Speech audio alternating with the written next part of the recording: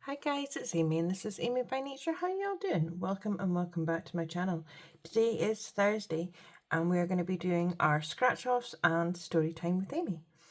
So we are going to just crack along and get on with our scratch offs. I'm not doing the no IOUs, we're still good. I only took one out of it in a previous video, so we're all good. I have £25 for my scratch offs and £5 for my story time.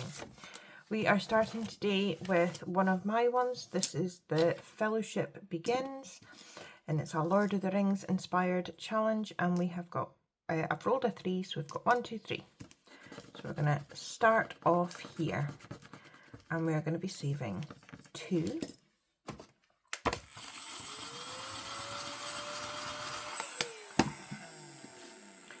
So let's get a 2 for this one.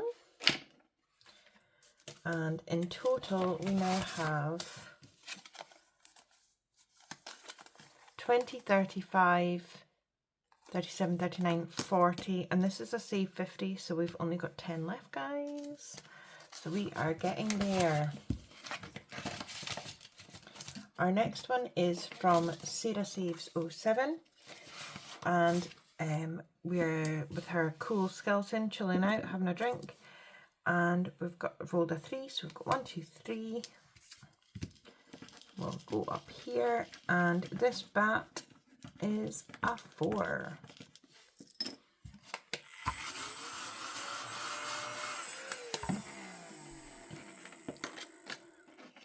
Let's get that. And we have got 22, 4, 6, 7. 27 on a save 40. So we're coming along beautifully with this. Excuse me. Our next one is Candy Shop, and this is from Susan at Wimmill Ridge Budgets. And this is a 4, so we're going to go 1, 2, 3, 4. And we're going to come down here. And it is a 6. Ooh, cha. This one has been quite spicy for me at times, but it'll be a good saving at the end. So we've got 6 for this one. 2, 4, 5, 6. And in total, we now have 20, 32, 4, 5, 6, 36. And this one is a save 65. So we are over halfway there. And then we have got this one from Homemaking with Heather. And we're just going to roll for this last one, and it is a 3. So let's put a 3 in there. 1, 2, 3. So this one is now complete. And this one has saved us a total of 20, 30, 35, 37, 38, 39, 40 altogether, which is awesome. So we'll just put a wee 40 up there. And that is that one complete. So we're going to need a new challenge. Let's see what I've got here just off the top of my... what have I got here? I don't know if I want to do any of mine. Oh, voila.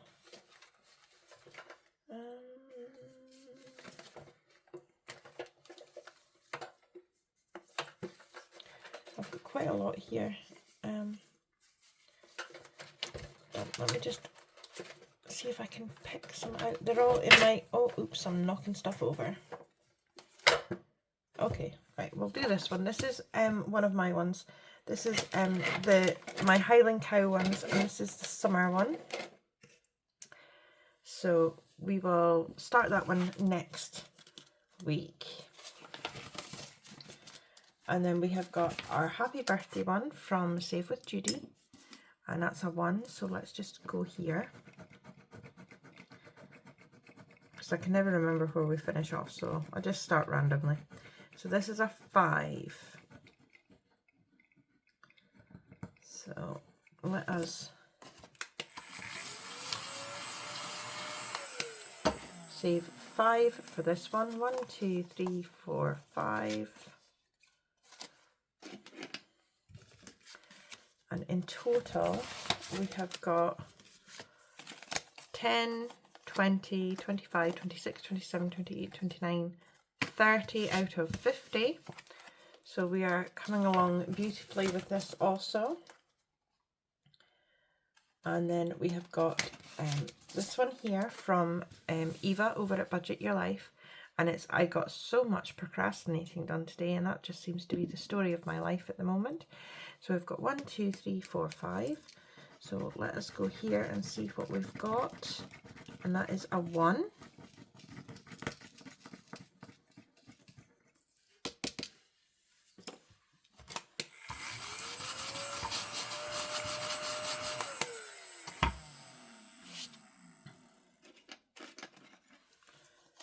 So there we go. So we now have 4 in here. But you know what? I think we're going to do this one again because it's quite low numbers and we've got some left. So let's just go again. So we've got 1, 2, 3, 4, 5. And that's a 3.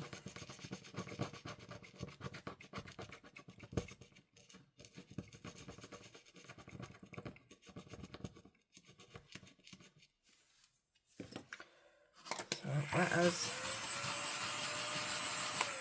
get another 3 for this. 1, 2, 3. And that will give us 7 in total in here so far. And this one is a save 34. So I'm feeling much happier with that. And we do have 1 left over, but that can be put to something else, which is fine by me.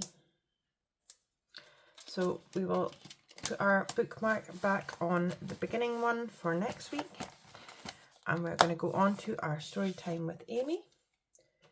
So, and do you know what? I'm going to put the 5 in to begin with because I always forget about putting the money in, which is terrible, I know, but that is, I'm very good at forgetting that.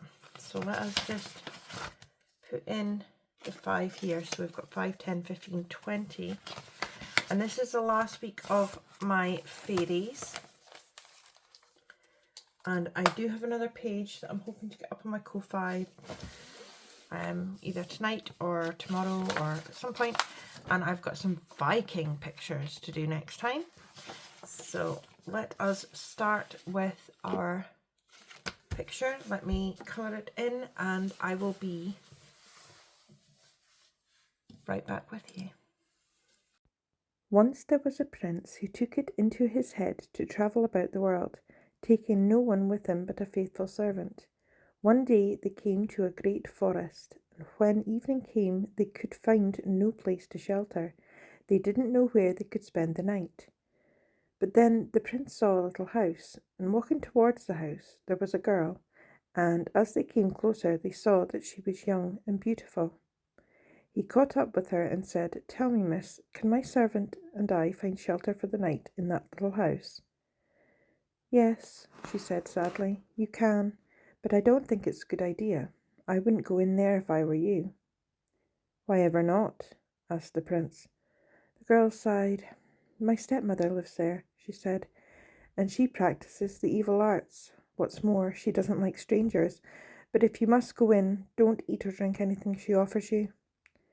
The prince realised that this was the house of a witch, but it was dark and they couldn't go any further, and besides he was afraid of nothing, so he knocked and went in.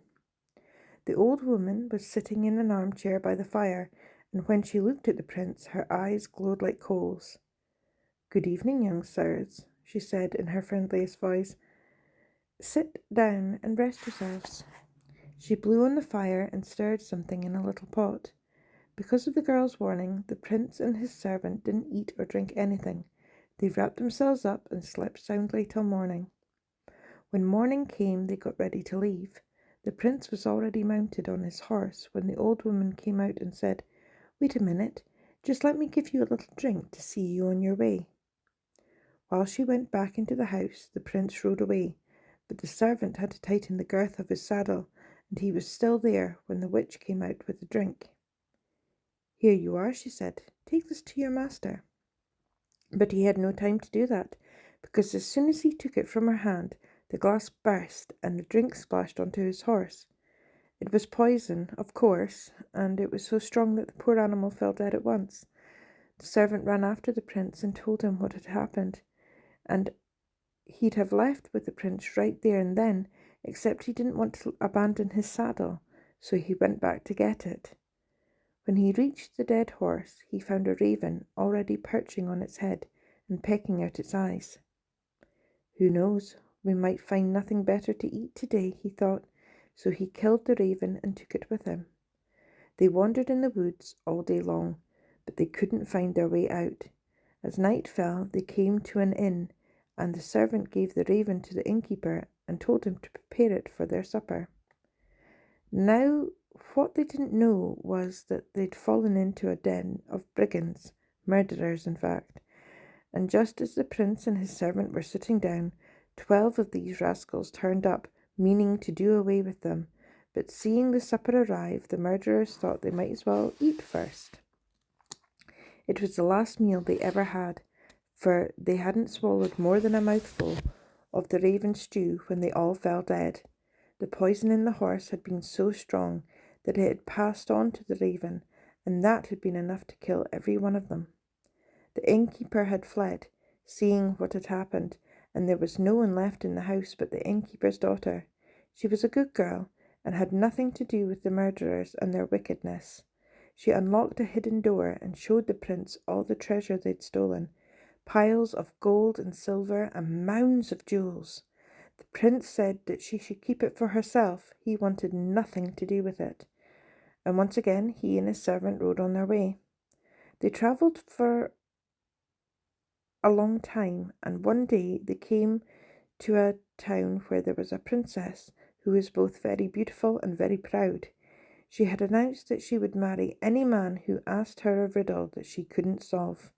However, if she managed to solve it, to the satisfaction of the 12 wise riddle masters, his head would be cut off. She would have 3 days to think about it, but she was so clever that she always solved it long before that time was up. Already 9 men had tried to beat her, but each of them had lost his head. However, that didn't worry the prince. He was so dazzled by her great beauty that he was willing to risk his life. He went to the palace and asked his riddle. 1 killed none, he said, but still killed 12. What is it? She had no idea what it could be. She thought and thought, but nothing came to mind. She consulted her riddle books, but there had been nothing like it in all the history of riddles. It seemed as if she had met her match at last. However, she wasn't willing to give up, so that night she sent her chambermaid to creep quietly into the prince's bedroom. There she had to listen carefully to anything he said in his sleep, in case he revealed the answer to the riddle in his dreams. But that came to nothing, because the prince's servant had taken his place, and when the maid came in, he snatched away the robe she covered herself with and chased her away with a stick. So that didn't work. On the second night, she sent another maid to see if she could be any more successful. His servant took her robes as well and chased her away with an even bigger stick, so that didn't work either. On the third night, the prince decided to wait and watch himself. This time, the princess came herself. She was wearing a beautiful mist grey robe, and she sat down softly on the bed next to him and waited till she's sure he was asleep. But he was still awake, and when she whispered, 1 killed none, what is that? He answered, a raven ate the flesh of a horse that was poisoned and killed and died itself. Then she said, but still killed 12, what does that mean? He answered, 12 murderers ate a stew made from the raven and died of it. She was sure she had the answer now, and she tried to tiptoe away, but the prince caught hold of her robe and held it so tight that she had to leave it behind. Next morning, the princess announced that she had solved the riddle. She sent for the 12 riddle masters and told them what it meant.